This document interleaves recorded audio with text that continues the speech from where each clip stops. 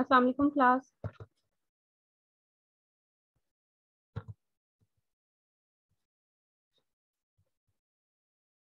वालेकुम अस्सलाम ma'am.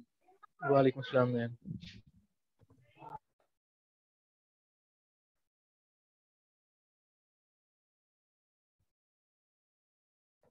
Class and हो गई आपकी पहले वाली? जी मैम हो गई है।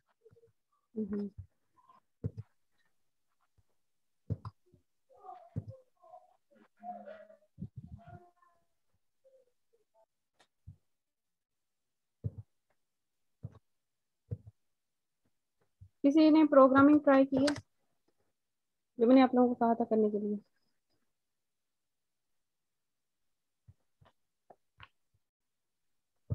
चैप्टर नंबर 3 में प्रोग्रामिंग थी। मैंने आप लोगों को कहा था कि C++ अगर आप लोगों ने डाउनलोड की है, इंस्टॉल की है, उस पर एक दफ़ा ट्राई ज़रूर करें। प्रोग्रामिंग ट्राई की है किसी ने या किसी ने भी नहीं की?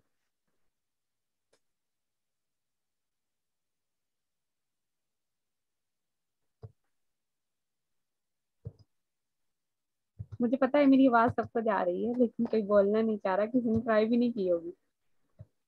ऐसा ही है क्लास, या की है किसी ने ट्राई? जी मैम नहीं की ट्राई। क्यों नहीं की ट्राई? समझ नहीं थी यार ये क्या ट्राई करें। जस्ट लैपटॉप नहीं है इसलिए। मैंने सिर्फ आप लोगों को ये इसलिए कहा था कि आप लोग सिर्फ और सिर्फ ये जो प्रोग्रामिंग नजर आ रही है, मैंने जस्ट इतना सा वर्क आप लोगों का था। इस प्रोग्रामिंग को एज इट इज ही आप लोगों ने C++ पे टाइप करना है और रन का बटन प्रेस करना है। फिर मुझे बताना है कि आंसर क्या आता है, आउटपुट आती है या नहीं आती, जो कि आप में से किसी ने भी ट्राई नहीं की। मैंने यहाँ पे ओपन की है, मैंने स्क्रीन शेयर किया आप लोगों के साथ, ठीक है। अब मैंने इसको जूम नहीं किया, क्योंकि अगर मैं इसको ओपन करती हूँ ना C++ को, तो बाकी प्रोग्राम जो है वो सारे हाइड हो जाएंगे। मैंने यहाँ पे टाइपिंग करनी है इसकी। सबसे पहले तो देखें, अगर आप लोगों को स्क्रीन शो हो रही है तो इसके ऊपर C++ वाला जो मैंने ओपन किया हुआ आइकन वो भी ओपन हो रहा होगा। शो हो रहा है? फाइल में जाएंगे, ये फाइल है, ठीक है। मैंने फाइल को प्रेस किया है। क्लास आपको शो हो रहा है ना सारा कुछ? जी मैम हो रहा है। और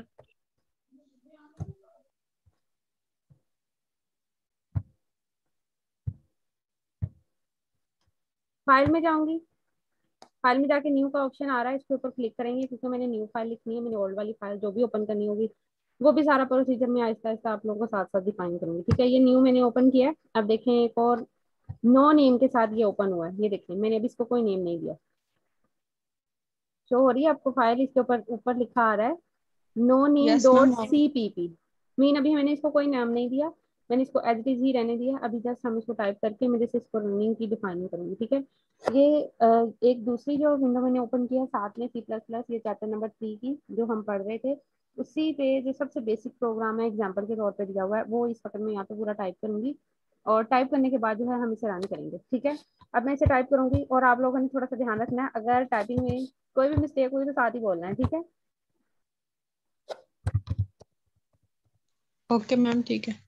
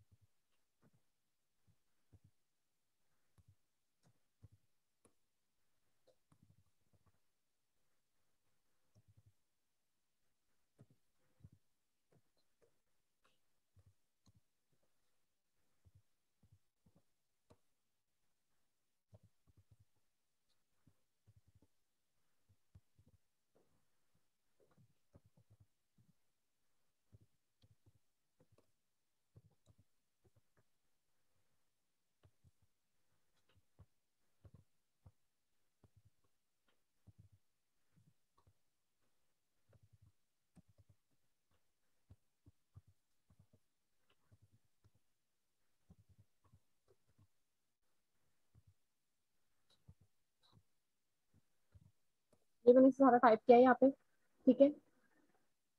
hash include iostream dot h और कॉन्यो डॉट एज, उसके बाद वाइड में क्लियर स्क्रीन करेक्टर 1 2 सम, यानी कि दोनों मुझे कंबाइन यहाँ पे डिफाइन करने हैं।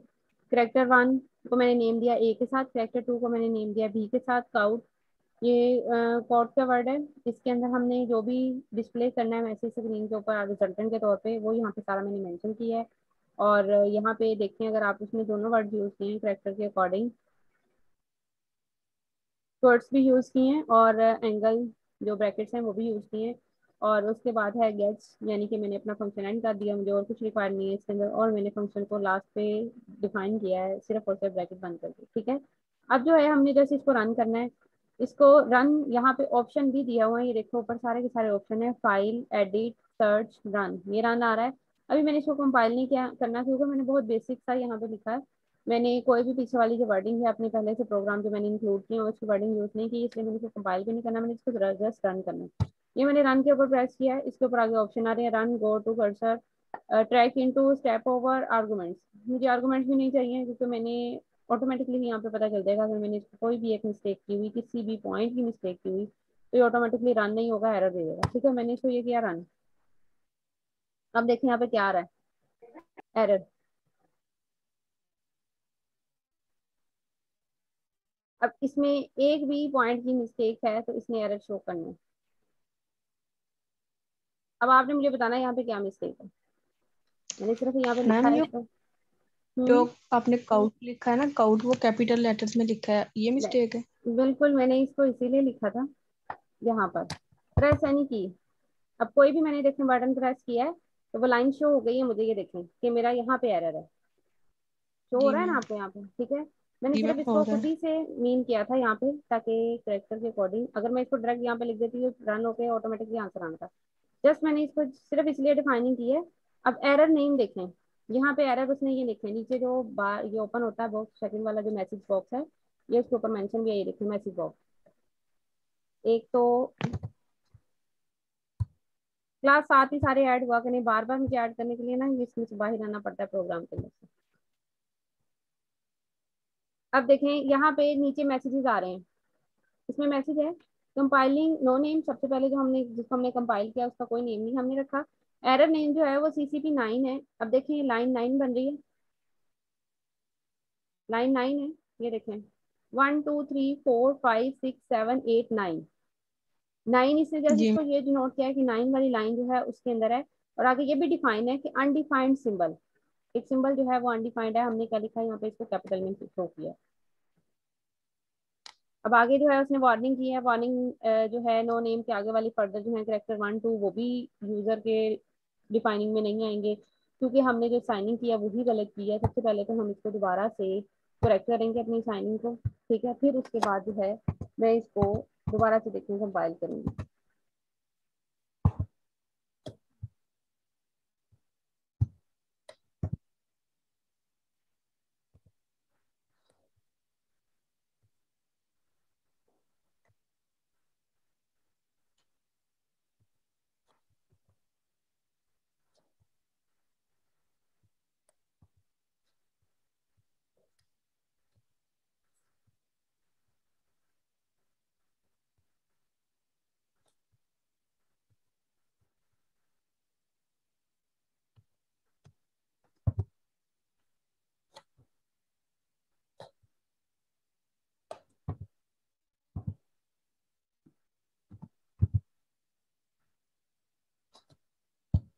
और इसकी जो कंपाइलिंग है वो दोबारा से सेम वे में होगी, जो अंदर मैं एडिटिंग करूंगी, अब दोबारा से करेक्टर्स को टाइप करूंगी।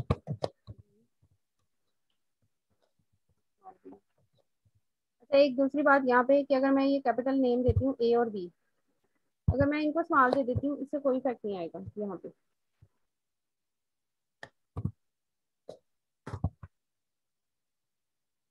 क्योंकि मैम वो तो हम अपनी मर्जी से वो कैक्टस के नाम रख रहे हैं ना। वो जैसे हम करेक्टर्स के नेम रखते हैं वो हम अपनी मर्जी से भी इनको दे सकते हैं।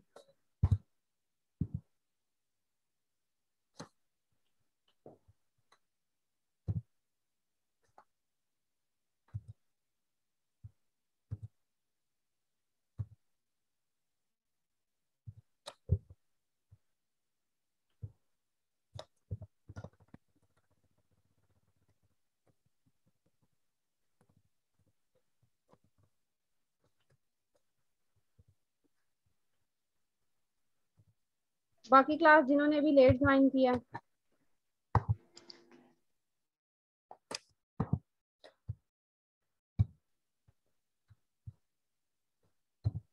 यार एक तो ग्रुप में मैसेज करो कि सारे के सारे जो है ना वो एक दफा ज्वाइन कर लें।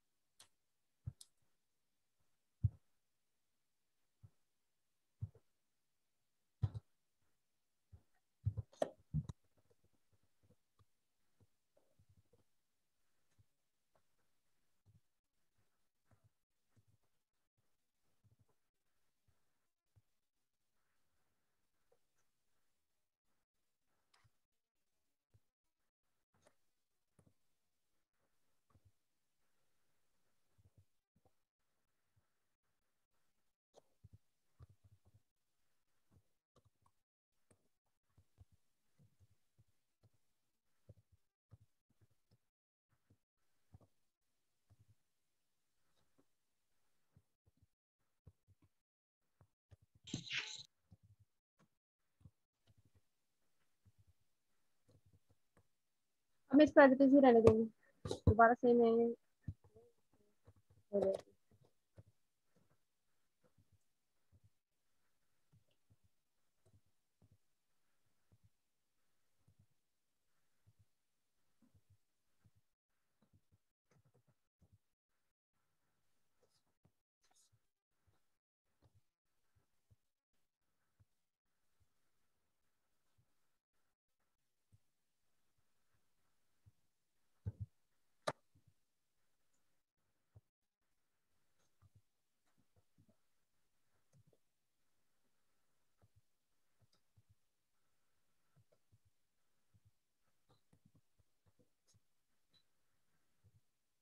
आप में से किस किसने प्रोग्रामिंग जो है वो डाउनलोड किया अभी तक, इंस्टॉल किया? कर ली हुई है। कर लिया, बस ट्राई नहीं करनी किसी ने भी। अच्छा एक बात मैं आपको और बताती हूँ, यहाँ पे मुझे स्क्रीन बार बार पता है क्यों हाय वो शेयरिंग से खत्म करनी पड़ रही है, क्योंकि जब हम इसके अंदर प्रोग्रामिंग करते हैं ना, जब मैं इसको ओपन और क्लोज करती हूँ तो ये वन बाय वन जो है इस कंडीशन के साथ एक करेक्टर को दोबारा से वो उसी स्पेसिफिकेशन के साथ रीड करती है। कैपिटल है इस वक्त तो कैपिटल ही रहेगा, दोबारा से मुझे स्क्रीन बंद करनी पड़ती है शेयरिंग के, सिर्फ ये जूम की वजह से ऐसे हो रहा है। अदरवाइज आप इसको दोबारा से अगर करोगे चेंजिंग तो फिर इस फॉर्म में चेंजिंग नहीं करनी पड़ेगी। मुझे नीचे वाला जो प्रोग्राम था वो सारा रेज करना पड़ा सिर्फ इसलिए कि मैंने स्क्रीन शेयर की हुई है, ठीक है। इसलिए मुझे दोबारा से आपकी जो शेयरिंग है वो स्टॉप करनी पड़ती है, फिर जाकर दोबारा से इसकी टाइपिंग होती है।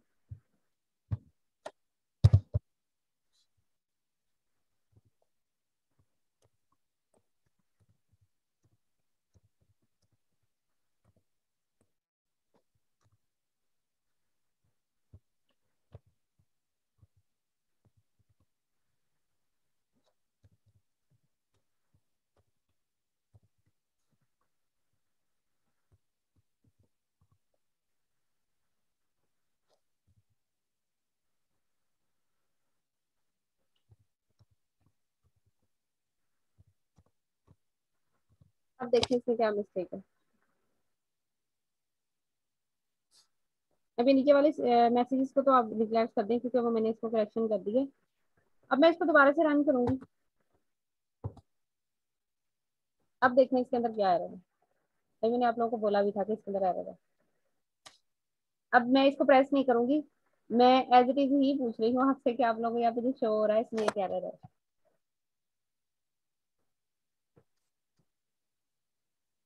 यहाँ पे लाइंस में एरर भी शो नहीं हो रहा कि इस वक्त क्या है, जब तक मैं प्रेस नहीं करूंगी कोई भी बटन तब तक मुझे शो नहीं होगा क्या एरर है। यहाँ पे देखें ये मैम जो, ये जो हाँ बोले। काउट किया गया आपने सी सी जो कैपिटल लिखना था आपने स्मॉल में लिखा है नहीं, कैरेक्टर्स का। उससे फर्क नहीं पड़ेगा, वो तो मैंने सिर्फ अपनी आउटपुट रिक्वायर्ड है, मैं जो मर्जी लिख लूँ छोटा बड़ा लिख लूँ उससे कोई फर्क नहीं पड़ेगा। इसमें मिस्टेक और भी है इसी लाइन में सेम, मैं प्रेस करती हूँ एरर, ये देखें ये शो हो रहा है यहाँ पे, ये उसने ये देखें ब्लू ये रेड भी किया हुआ है, तो ये हमारा एरर है। इट्स मीन के जी यहाँ पे जो मैम। मैंने डबल कॉर्ड्स लगाई हैं वो यहाँ पे मीनिंग के अंदर नहीं लगाई, जिसकी वजह से एरर जो है वो हमारा दोबारा से असर हो रहा है। इसके लिए मुझे क्या करना है, मुझे यहाँ पे इसको दोबारा से चेंज करनी है। चेंज क्या करनी है, मुझे ये रिक्वायर्ड था। आगे फिर जो दोबारा से मुझे आप लोगों से स्क्रीन बंद करके इसके अंदर एडिटिंग करनी पड़ेगी। क्योंकि ये editing as it is possible नहीं हो रही।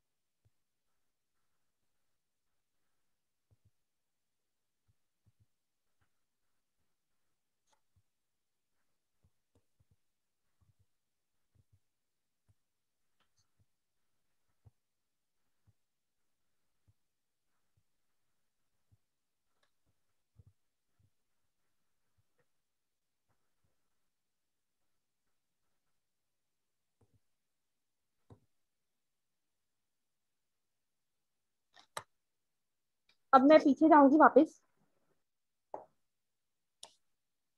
मैंने यहाँ से चीजें कुछ स्किप की हैं, कुछ वर्ड्स आगे पीछे किए हैं, सिर्फ ये डिफाइन करने के लिए कि नंबरिंग किस फॉर्म में है। अगर आप देखें यहाँ पे जो मैंने नोट्स ओपन किए हुए हैं, इसके अंदर रिजल्ट क्या आ रहा है? आउटपुट सेम वही वाली है जो इधर टर्बो सी प्लस प्लस में आ रही है। मैंने कैरेक्टर्स डिफरेंस आ रहे किया मैंने डिफरेंस किया था। एक वर्ड जो आपने कहते सी जो है वो कैपिटल नहीं लिखा।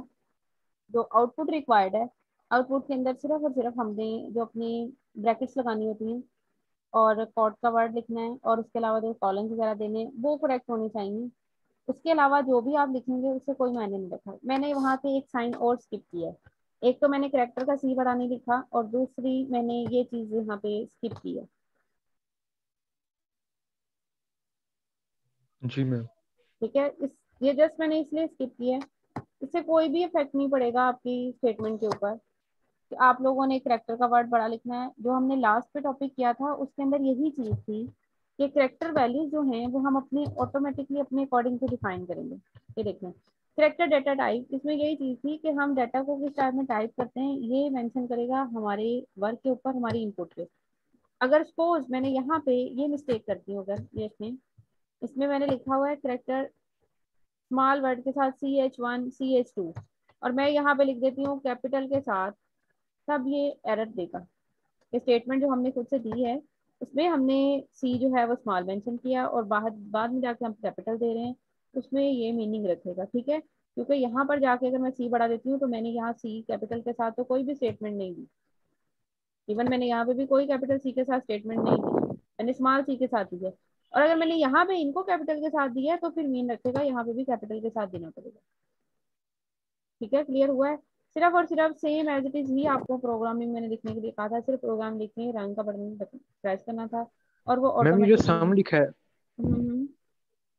ये जो सम लिखा है, इस सम का क्या रोल है? सम का रोला नहीं है। सम का ये रोला कि दोनों नंबर जो है वो कंबाइन होने चाहिए। मैम रोला नहीं, रोल। मुझे ये रोला ही सुना है। सम का सिर्फ ये रोल है, मैंने लास्ट टाइम भी बताया था कि करेक्टर 1 और करेक्टर 2 और सम, यानी कि मुझे दोनों कंबाइन चाहिए। मैं अपना प्रोग्राम एट टाइम ही इनके साथ एग्जीक्यूट करना चाह रही हूँ।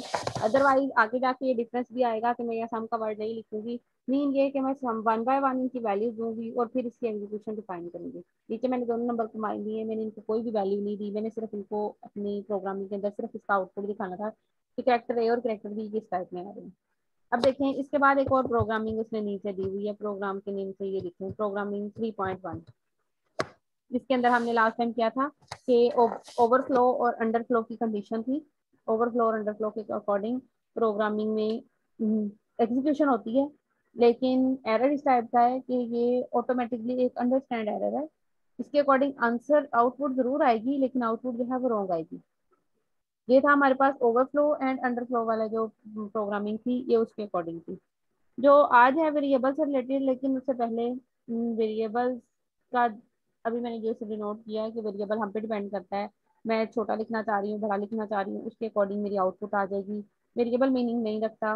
वेरिएबल जिस टाइप में हम किसी चीज़ को स्पेसिफाई कर रहे हैं वो चीज़ ज़्यादा मीनिंग रखती है कि उस चीज़ को मैंने किस टाइप में यहाँ पे डिनोट करना है।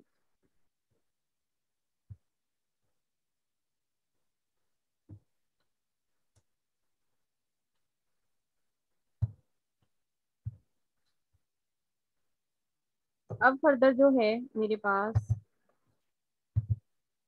अभी उसको डिफाइन करने से पहले सबसे पहले तो ये कि अब मेरा ये जो रिजल्ट आ गया है, मैंने दोबारा प्रोग्रामिंग पे जाना है।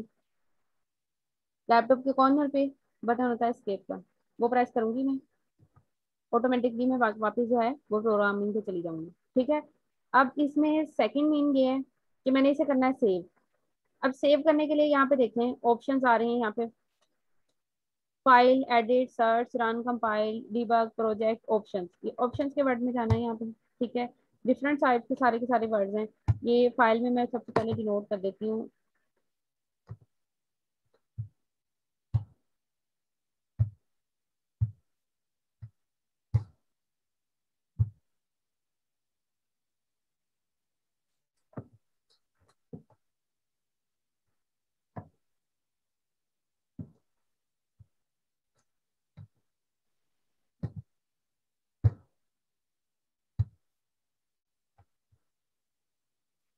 स्क्रीन शेयर करके सी प्लस प्लस पढ़ानी बहुत मुश्किल है।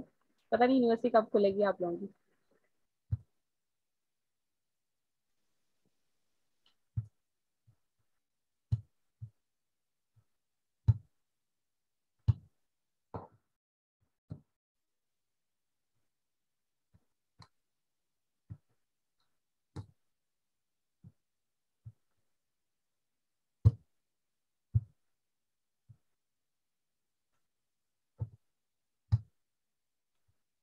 और जब तक ये स्क्रीन शेयर है उस वक्त तक इसके अंदर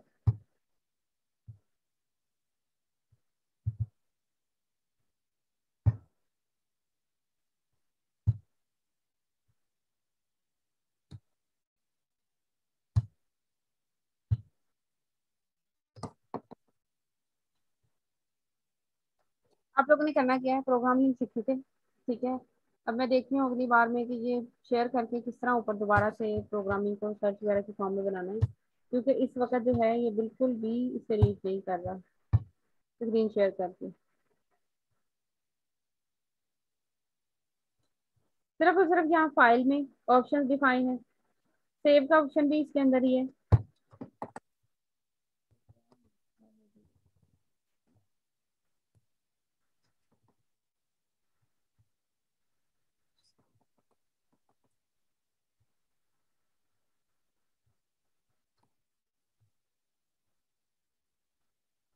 फाइल के अंदर ऑप्शन है, वहां से सेव करेंगे। सेव करके ये दोबारा से इस फॉर्म में जो है यहाँ पे जो नो नेम है इसका कोई सा भी नेम आप देंगे। नेम देने के बाद आपने इसे जो है सेव कर लेना है। अब मैंने ये बताना है आपको कि ये सेव कहाँ पे होता है। दोबारा से मैं पूरी स्क्रीन शेयर करती हूँ। अब मैं प्रोग्रामिंग ओपन नहीं करूंगी। इसमें आप लोगों ने अपने माई कंप्यूटर वाला जो फोल्डर है उसमें जाना है, जहाँ पे से सेव किया होगा, सी डी, जहाँ पे भी सेव किया मैंने इसे सी में सेव किया हुआ है। टर्बो सी प्लस प्लस का मेरे पास फोल्डर है, इसके अंदर डिस्क वाला जो ऑप्शन है उसके अंदर मैंने इसे सेव किया। ये देखें मैंने इसे सेव किया हुआ है, यही सेम प्रोग्राम है। ये बिन की फाइल में चला जाएगा ऑटोमेटिकली ही।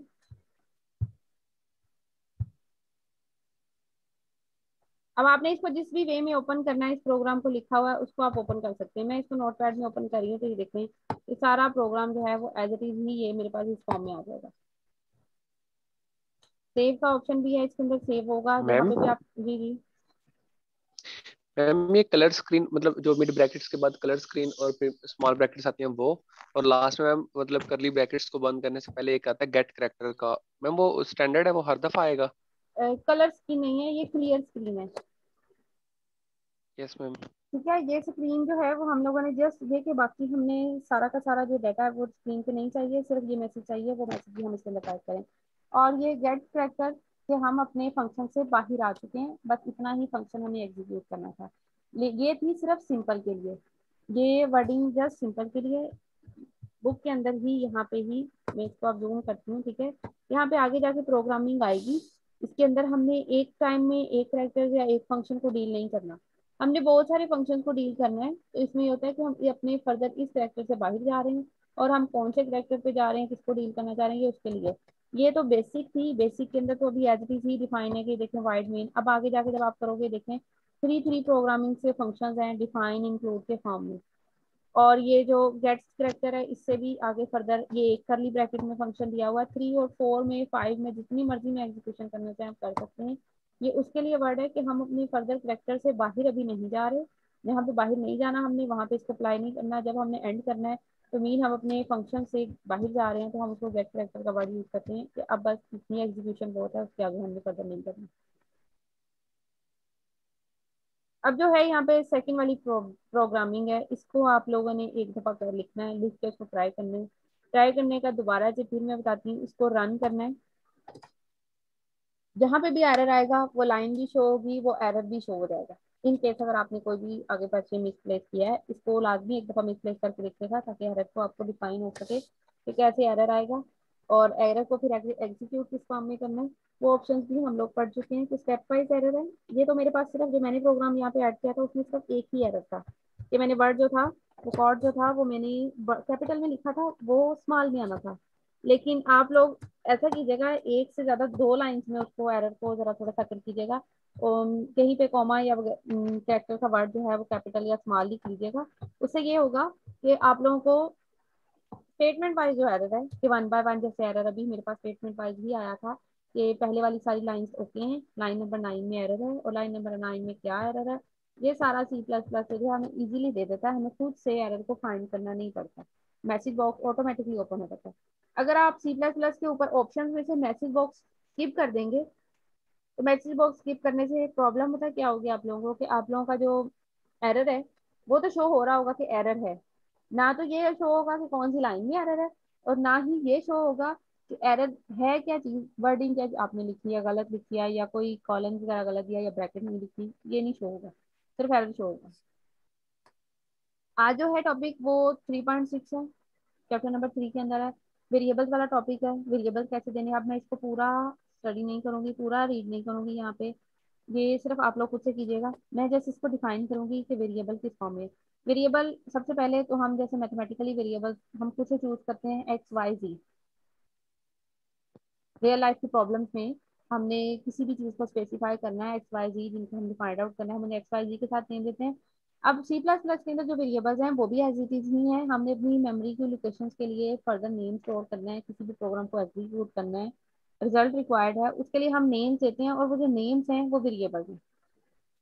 और सेकेंडली हम अपने वेरिएबल्स को जैसे प्रोग्रामिंग के अंदर चेंज, जैसे हम मैथमेटिकली चेंज नहीं करते कि मैं further x y z name दी है और मैं लास्ट पे जाके क्या करूँ कि मैं एक्स को वाई और वाई को जी में चेंज कर लूँ, ऐसे नहीं होता। इसी तरह प्रोग्रामिंग के अंदर भी जब प्रोग्रामिंग टाइप की है, जिस चीज को हमने एक्स का नेम दिया, जिसको वाई का दिया या जिसको जी का दिया है, तो एज इट इज ही रहेंगे।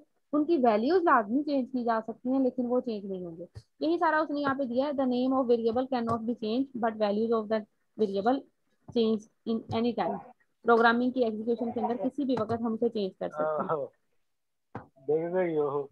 माइक बंद करें आप, अफाक अपना माइक बंद करो। उसके अलावा फैसल आपका भी माइक चल रहा है, नूर फातिमा आपका भी माइक ऑन है। The variables are created in RAM, RAM के अंदर वेरिएबल्स क्रिएट हो जाते हैं। टेम्पररी मेमोरी होती है रैम की, रैम के अंदर टेम्पररी तौर पे हम उसको सेव करते हैं, उसके बाद हम नेम्स वैल्यूज चेंज करते हैं, करने के बाद हम उसको एग्जीक्यूट करते हैं।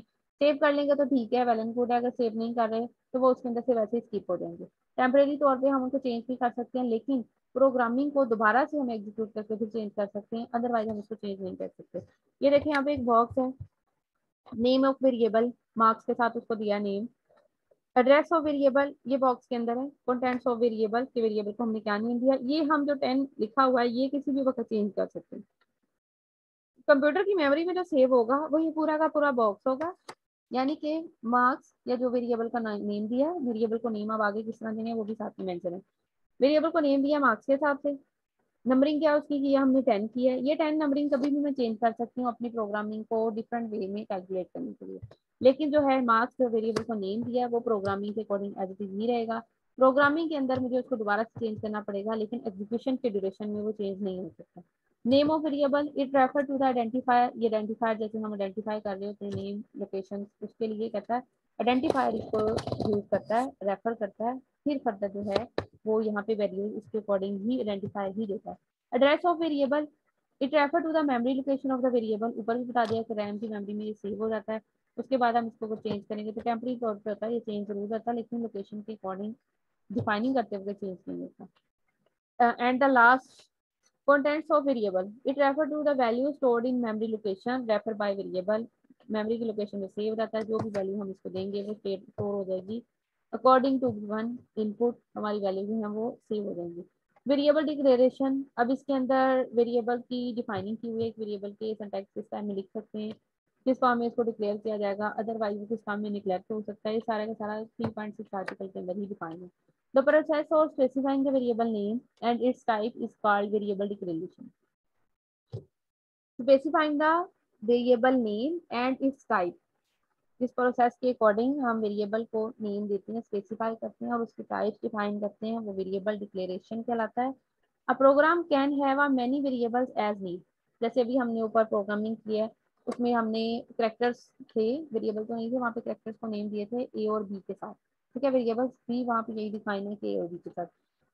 एक से ज्यादा कहता है जो हम अपनी रिक्वायरमेंट के साथ जितनी भी जरूरत होती है वो हम दे सकते हैं वेरिएबल्स को एक प्रोग्रामिंग के अंदर में।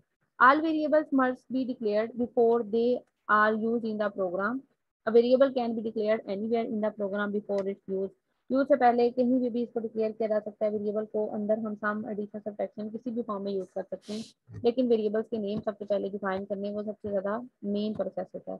इस पैराग्राफ के अंदर उसकी मेमोरी बताई है, स्टोर कहाँ पे होते हैं, डिफरेंट टाइप के डाटा के अकॉर्डिंग हम अपनी मेमोरी को डिफाइन करते हैं। जितने भी वेरिएबल्स यूज हो सकते हैं वो हम यहाँ डिफाइन करते हैं। एक इंटीजर के वेरिएबल्स की रिक्वायरमेंट 2 बाइट्स होती है और उसके अलावा कैरेक्टर वेरिएबल की रिक्वायरमेंट 1 बाइट होती है। ये सारा इसके अंदर डिफाइन है, जो कि मैं नहीं बिल्कुल भी पढ़ रही, आप लोग खुद से इसको कर लीजिएगा। सिंटैक्स है, किस टाइप में डाटा डिफाइन होगा। उसके बाद the syntax of the declaration variable is as follow. Data type variable name, data type variable और नेम। पहले डाटा जो भी डिफाइन करेंगे, उसके बाद डिफाइन होगा कि जो भी वेरिएबल को नेम दिए वो, एंड नेम क्या दिया है वो यहाँ पे डिफाइन करना हमने। Data type it includes data type that can be stored in the variable. Indicates type of data, sorry, में डाटा को स्टोर करने के लिए जो वेरिएबल्स में नेम देंगे डाटा के अकॉर्डिंग वो डिफाइनिंग होगी।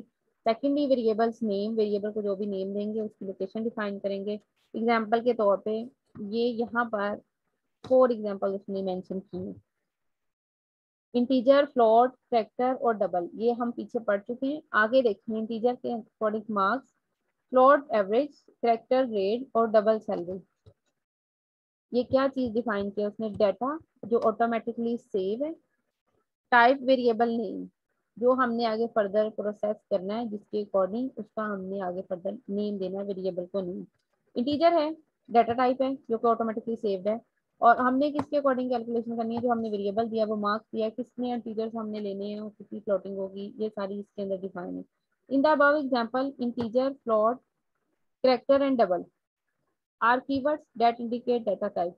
इसको हम कभी भी चेंज नहीं कर सकते, इनको अगर आप चेंज करेंगे तो एरर जो है वो ऑटोमेटिकली अकर होगा, क्योंकि ये इंटीजर प्रोग्रामिंग के अंदर स्पेसिफिक कैरेक्टर्स को नेम दिए हुए हैं, जिसमें हमने इंटीजर लास्ट टाइम किया था ये -32,676 बाइट से लेके 32,676 की फॉर्म में जो थे वो इंटीजर्स के नेम थे। फ्लोटिंग, कैरेक्टर, डबल, जितने भी डबल वगैरह के हमने यूज किए हैं, ये सिर्फ उसकी स्पेसिफिकेशन है, हमने जिसके अंदर से डाटा को यूज करना है। मैम ये तो पता लग गया ये प्री डिफाइंड है पहले से ही प्रोग्रामिंग में, लेकिन मैम फ्लोट और डबल का क्या काम है? मतलब इंटीजर का तो मैम हमें उसका ही समझ आ रही है और कैरेक्टर का भी आ रही है, मैम फ्लोट और डबल का बताइएगा, ये दोबारा किसका से फिर यूज? बताऊं, 2 दफा बताया मैंने पहले। मैम सिर्फ फ्लोट और डबल का बता दें, मतलब ये ये इंटीजर्स जो थे वो 32,000 से प्लस की फॉर्म में थी, डबल में आते थे, डबल साइन में पॉजिटिव वाले आते थे, मजीद बढ़ के जो लास्ट वाले लेक्चर में भी किए थे। फ्लोटिंग में भी नंबर्स हैं, कैरेक्टर जो हैं वो भी स्पेसिफाई करते हैं कुछ कैरेक्टर्स की फॉर्म में। मैं पेज आपको दोबारा से फिर बता देती हूँ, पेज मेरे माइंड में नहीं है। लास्ट वाले लेक्चर से पहले मैंने इसको रिपीट किया था। ये देखें, रियल नंबर्स के अकॉर्डिंग जो साइंटिफिक न्यूमरेशन वगैरह दी थी, ये देखें रियल डाटा टाइप, इसके अंदर ही ये देखें फ्लोटिंग,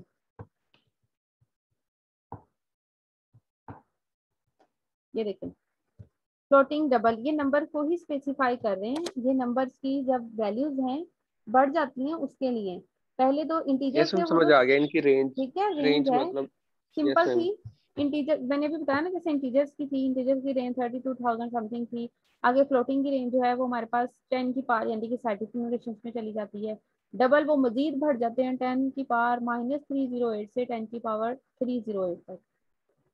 आगे जाके जब ये साइंटिफिक नोटेशंस आएंगी उसके लिए भी उसने यही वर्ड यूज करना है, ये मेंटीसा वगैरह का। परसेंटेज के लिए उसने परसेंट की यूज करनी है। डबल को ये भी डिफाइन किया था साइंटिफिक नोटेशन में कि हम उसको फ्लोटिंग डबल भी लिख सकते हैं, जरूरी नहीं है कि हम उसको डबल ही लिखें। ये सिर्फ स्पेसिफाई हो रहे हैं नंबरिंग की फॉर्म में। अब आगे नंबर्स के अकॉर्डिंग कहता है जो हमने वेरिएबल्स को नेम दिए हुए हैं यहाँ पर, वो है मार्क्स, एवरेज, ग्रेड, सैलरी। हम जिसके अकॉर्डिंग उन्हें कैलकुलेट करना चाह रहे हैं वो आगे हमने उसको डिनोट कर देना है। ऑटोमेटिकली ही मेमोरी के अंदर सारा कुछ सेव होगा, वो वहाँ से खुद ही से डिफाइन करेगा। Many variables of same data type can also be declared in single line. एक लाइन में बहुत सारे इंटीजर्स हमने डिफाइन करने हैं। For example integer a b c, जैसे अभी मैंने लास्ट पे किया है, करेक्टर दिया था वर्ड CHR के साथ, करेक्टर ABC, करेक्टर 1 2 3, ठीक है। वो सारे के सारे यहाँ पे डिक्लेयर करने के लिए कहता है जितने भी नंबर्स आप लेना चाह रहे हैं एक लाइन के ऊपर बहुत सारे ले सकते हैं। मीन एक प्रोग्रामिंग के अंदर बहुत सारे करेक्टर्स को यूज कर सकते हैं। आगे है rules for declaring variables. Following are some rules for naming variables in C++। Name किस तरह दे सकते हैं C++ में और किस तरह नहीं दे सकते, ये रूल्स यहाँ पे मेंशन है। नंबर 1, सबसे पहले वेरिएबल्स में included letter, number and underscore. Underscore में दे सकते हैं, लेटर में दे दें, नंबर में दे दें। ये कल भी किया था, कल कह रही हूँ सॉरी, लास्ट जो लेक्चर था उसमें कि किसी भी वेरिएबल को हम 5 भी लिख सकते हैं, लेकिन 5 लिखने में और नंबर 5 लिखने में दोनों में डिफरेंस था। दोनों में क्या डिफरेंस है ये बताएं जरा मुझे, जल्दी से 1 मिनट रह गया आप लोगों के पास। जब किसी वेरिएबल से स्पेसिफाई करना है, स्पेसिफाई करने के लिए मैंने नंबर दिया 5, तो 5 के साथ थे मेरे पास क्वेट्स में लिखना है, मैंने उसको 5 के साथ कॉलम्स आ रहे थे, ऊपर जो 2 क्वेट्स होते हैं वो थे। और अगर मैंने नंबर 5 लिखना है काउंटिंग के हिसाब से तो सिंगल 5 आएगा। थोड़ा सा पढ़ लिया करें, पेपर MCQs बेस हुआ तो बहुत बेसिक वाले MCQs भी बनेंगे, इसलिए थोड़ा थोड़ा साथ साथ पढ़ें। मीटिंग आपके साथ एंड होने लगी है। अब rules of declaration of variable जो हैं ये आप लोग खुद से करोगे, मैं इसको बिल्कुल नहीं करवाऊंगी। मैं आगे जो है कल आपके साथ क्लास में परसों है वेरिएबल इनिशियलाइजेशन करवाऊंगी। थोड़ा सा बिल्कुल काम है, थोड़ा सा कर लिया करें साथ साथ, आप लोगों के लिए बेहतर है। इंशाल्लाह मैम। जो इंशाल्लाह कहने वाली कौम होती है ना ये पढ़ती नहीं है। इंशाल्लाह कह के अमल भी किया करें।